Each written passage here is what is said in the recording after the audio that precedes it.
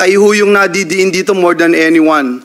And in the affidavit that we got here, kayo ho yung nakapirma at nakalagay po doon, and I will pound it again, subscribe and sworn before me. Narinig niyo po yung sinabi ni alias Alice, narinig niyo po yung sinabi ni Kath, ni Miss G, at ni Cheryl. Siguro marapat lamang, Attorney Galicia, na marinig po namin kayo sa pagkakataong ito. Attorney Galicia, briefly please, if you can address the question of Senator Joel.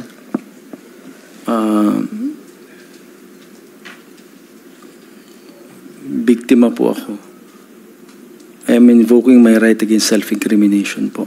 The matter has Attorney, please. Please don't take the track of guwo-huaping.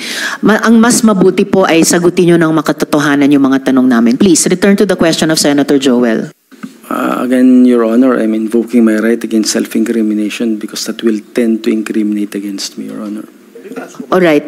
SP pro tempore. Just one last thing, Madam Chair. All right, one last. Sabi po ni Alice, alias Alice, pinirmahan niya ito way before she left the country.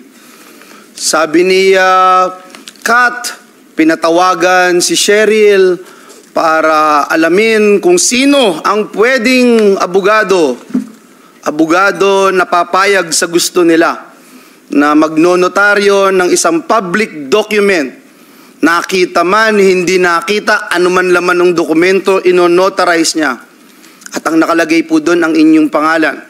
Muli po, Attorney Galicia, binibigyan po kayo ng Senado ng pagkakataon. You owe it to yourself, you owe it to your family, you owe it to the Filipino people.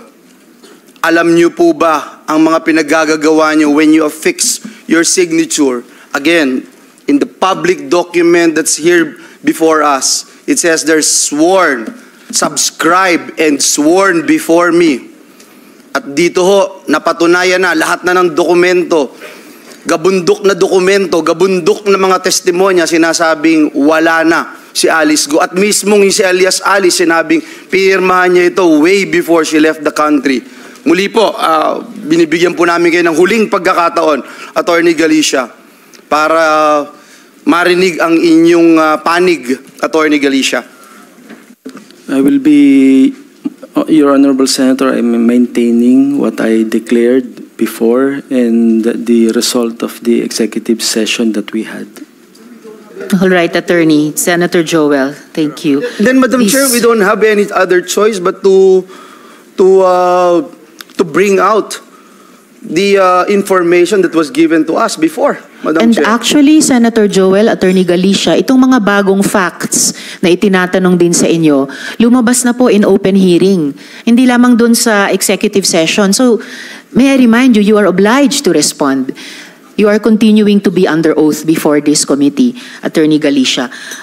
Please, one more chance to address the question of Senator Joel. Because, Madam Chair, it would appear now, because you're the one invoking whatever right you wanted to invoke, and we are only looking for the truth.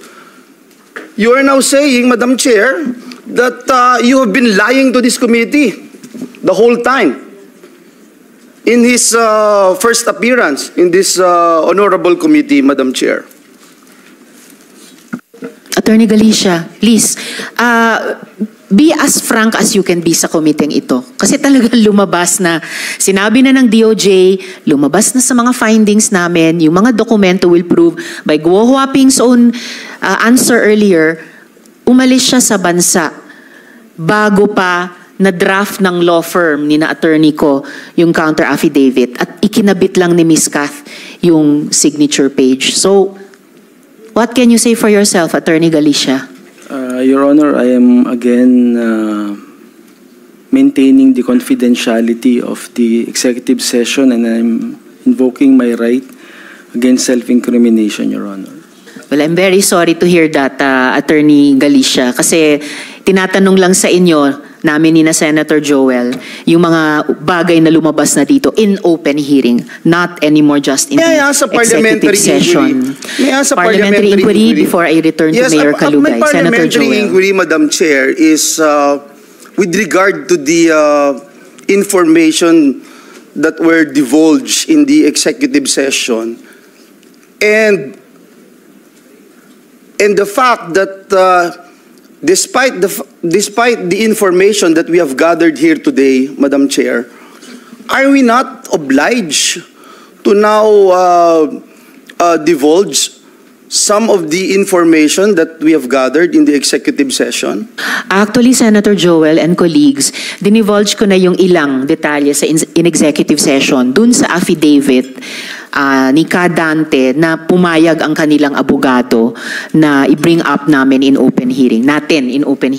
Ni-redact lang po yung ilang mga detalye para din sa personal na kaligtasan nung ating Sige file po, Madam doon. Chair. I will no longer belabor the issue, and I would just pound on what Attorney Galicia made mention a while ago. Despite the overwhelming pieces of evidence, despite the overwhelming testimonies, Madam Chair, and he doesn't want to talk about his inability to perform his duties and responsibility as a lawyer, Madam Chair. I am just sorry for him, Madam Chair, and again pound what he made mention that he is also a victim.